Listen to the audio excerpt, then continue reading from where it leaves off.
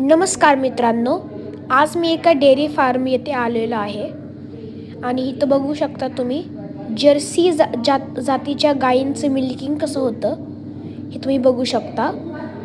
50 गायींचं machine आहे यांच्याकडे। एका टायमाला 50 गायींचं दूध ते काढू शकतात मशीननी।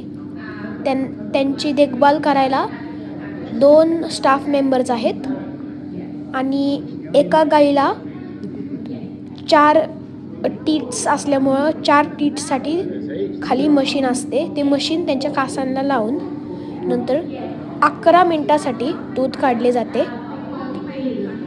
तुम्ही बघू शकता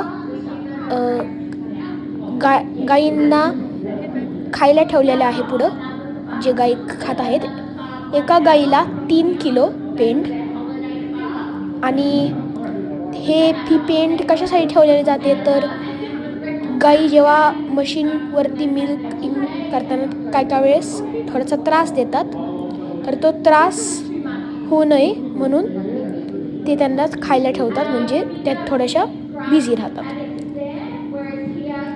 तुम्ही बघू शकता की 11 मिनिटाचं झाल्यानंतर गाई निघून जाते।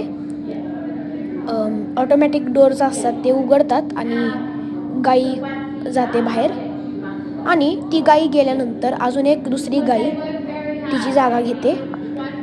ऑल टुगेदर ह्यांच्याकडे 300 गाई असतात दूध काढायला आणि त्या 300 गाईंचं दूध काढायला ह्यांना 2.5 ते 3 तास लागतात।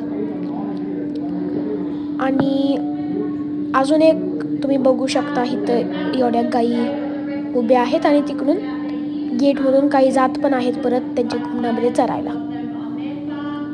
इथं तुम्ही बघू शकता 300 गाई सांभाळायला फक्त 2 वर्कर्स आणि इथं तुम्ही बघू शकता एक स्टाफ मेंबर गायांचे कास धुत आहेत। तर हे कशासाठी की कासेवरचे बॅक्टेरिया आणि माती निघून जातात।